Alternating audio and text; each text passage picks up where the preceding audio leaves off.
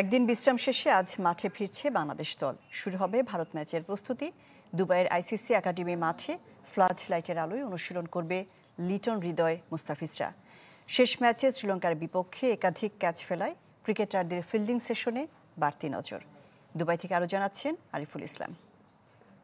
Asia কাপে বাংলাদেশ দল যতবার শ্রীলঙ্কাকে হারিয়েছে ততবার টুর্নামেন্টের ফাইনাল খেলেছে। এই কথাটা টাইগার সমর্থকদের যতটা স্বস্তি দেয়, তার থেকে বড় বিষয় এবারের যে টুর্নামেন্ট 4টা ম্যাচে বাংলাদেশ দল এখন পর্যন্ত 7টা ক্যাচ মিস করেছে, যার মধ্যে 3টাই ছিল শেষ ম্যাচে শ্রীলঙ্কার বিপক্ষে। অর্থাৎ ফিল্ডিং অনুশীলনে টাইগারদের মনোযোগ দিতে হবে। আমরা আবুধাবিতে যখন বাংলাদেশ দলের প্র্যাকটিস দেখেছিলাম, সেখানে আমরা দেখেছি যে একের পর এক ক্যাচ মিস, অর্থাৎ ফিল্ডিং সেশনেও বাংলাদেশ দলের ক্রিকেটাররা ক্যাচ মিস করেছে। সেদিকটাই হয়তো নজর থাকবে। আমি বুঝি নির্মাণের শিল্প, সালাম স্টিল বোঝে ডিউরেবিলিটি। সালাম স্টিল, মোস্ট ডিউরেবল স্টিল। দুবাইয়ে বাংলাদেশ দল আজকে অনুশীলনে নামবে রাত 8টায় বাংলাদেশ সময়। ফিল্ডিংটা নিয়ে নিশ্চয়ই আলাদাভাবে কাজ করবে এবং একই সঙ্গে বোলারদের নিয়ে কথা বলতে হয়।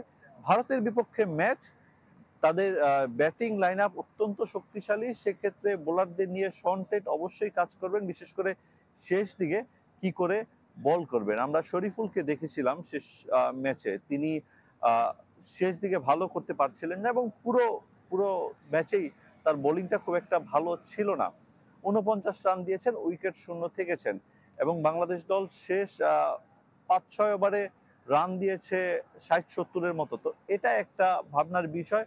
ভারত অত্যন্ত শক্তিশালী দল, ব্যাটিং বলেন বোলিং বলেন, সেক্ষেত্রে বাংলাদেশ দলের ক্রিকেটারদের সেরা প্রস্তুতি নিতেই হবে। এবং ভারতের পরিসংখ্যান যদি বলি, টি-20 9টা ম্যাচের মধ্যে ভারত মাত্র একটা ম্যাচ হেরেছে 2025 সালে। তো এই বিষয়টা তো অবশ্যই মাথায় রাখতে হচ্ছে।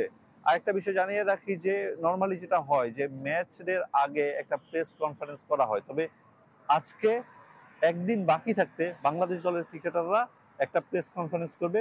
ম্যাচ ফিটা হবে আজ বাংলাদেশ সময় রাত 8টার আগে দুবাই স্টেডিয়ামে।